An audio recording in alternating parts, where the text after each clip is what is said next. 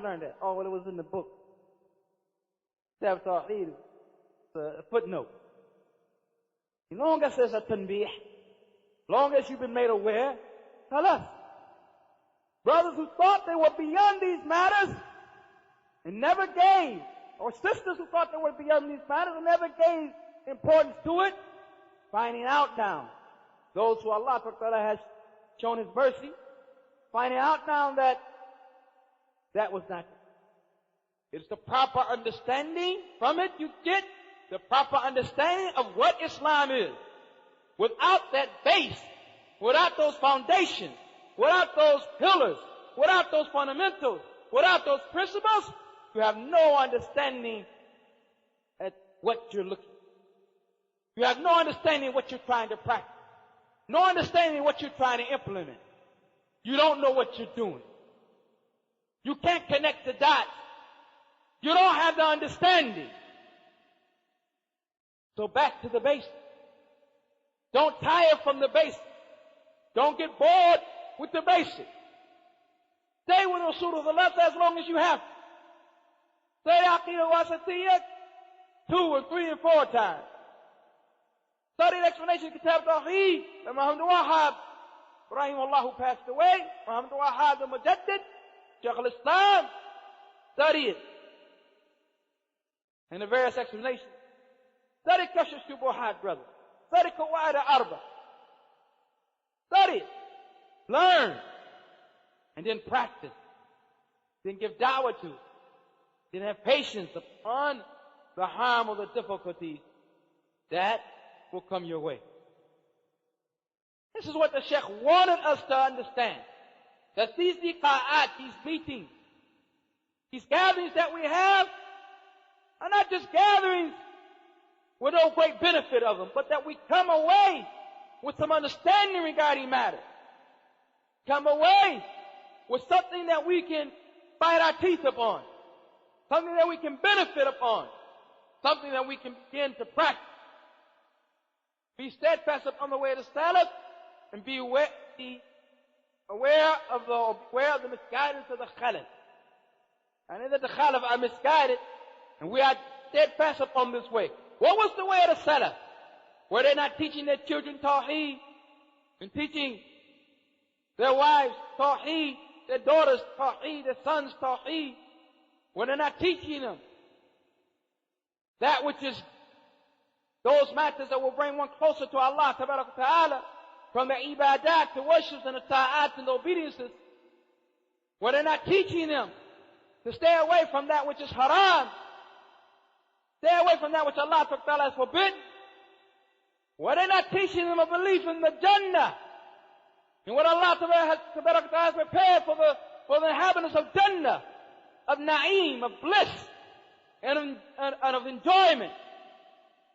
Were they not teaching them that the dunya is nothing, it's weak, it's filthy, it's low, it's transitory, it's temporary, and that the akhirah, the hereafter, that's your real life, that's where you're going to be forever?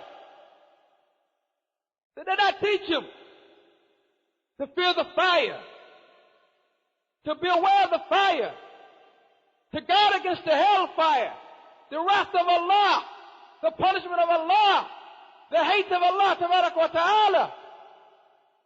Weren't they concentrating on these type of matters?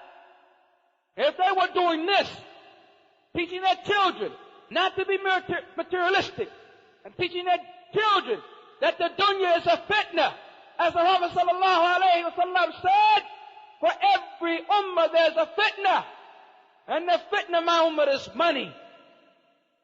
Were they not teaching them these type of issues? And if we're not doing it, how are we being steadfast upon their way? We're being steadfast upon saying we're on their way. But if I be steadfast upon doing and acting upon their way, if you really thought about it, it would bring you to tears. If you really thought about it, your heart would melt. The condition that we're in. The condition that we're in is a condition that those who fear Allah Ta'ala and who are aware of the last day makes their hair turn gray. Condition that we're in. Where's the next generation of those of us Salafiyah coming from?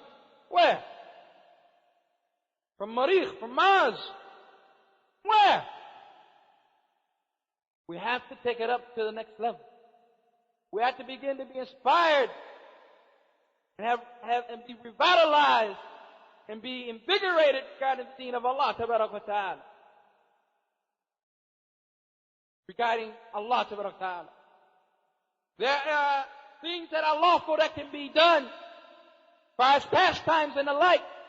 But our children must learn that entertainment is not the purpose you came into existence. Didn't say وَمَا خَلَقْتَ الْإِنسَ وَالْجِنَّ إِلَّا لَعْبَدُونَ يَلْعَبُونَ. I did not create the jinn and men to just play. It's ibadah, brother, to worship. It's a kuffar who believe they're here to eat and drink and have, fun.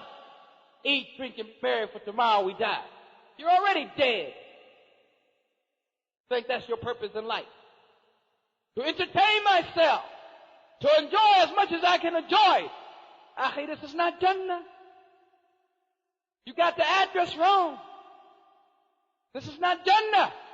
You're in the wrong place trying to do that. This is the place for harvesting. Or rather, the place for placing the seed in the soil. The hereafter is the place for harvesting it, getting it, the reward for that. This is the case with that. We have to put this in the hearts of our children. Because the kuffar seem to think that life is entertainment. That if you're bored, then life is over. That if you're bored, you might as well commit suicide. It's over. That there must be constant, instantaneous satisfaction. I must be entertained. I must play. Salaf did not have that understanding. They taught their children about an akhirah. They taught their children about a hereafter. They taught their children about the reality of this dunya. That even though it looks apparently like it's beautiful, that the end result of it is that it is a destruction. It is destruction for you if you follow after.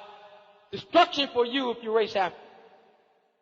Didn't the Salaf teach their children that the Jannah of Allah Ta'ala has in it that which no eye has seen, that which no mind has conceived of, that which no ear has heard? Which brings me to the point that Ibn Qayyim Rahimahullah mentions in his book, Journey to the Balad al-Ahra, Journey to the Balad al-Ahra, to the place of enjoyment and bliss. He said that those who leave off listening to music in this life, who leave off listening to music in this life, that Allah Ta'ala will allow them to experience and hear the sounds of Jannah which cannot be imagined. The blissful sounds in Jannah which cannot be imagined. Those who wear silk in this life, from the men, won't wear what? Silk in the next life. Those who want to drink from gold and silver in this life from the men, won't wear what? Won't drink from gold and silver hereafter. Those who want to drink khamr in this life, won't drink the khamr in the hereafter. This is how they taught them. And the Salafiyah is not just what we think it is, but it's more than that. It's teaching them to have a concept from their early age, a concept, an understanding how you should look at this world that you found yourself in. What should be your mawqif, your stand? What should be your view regarding this world? Are we teaching them that? Are we being steadfast upon that? I don't think we are. This is some of what the Sheikh wanted to be discussed in such a meeting as this. We hope that Allah Ta'ala makes what we say to be beneficial to all of us.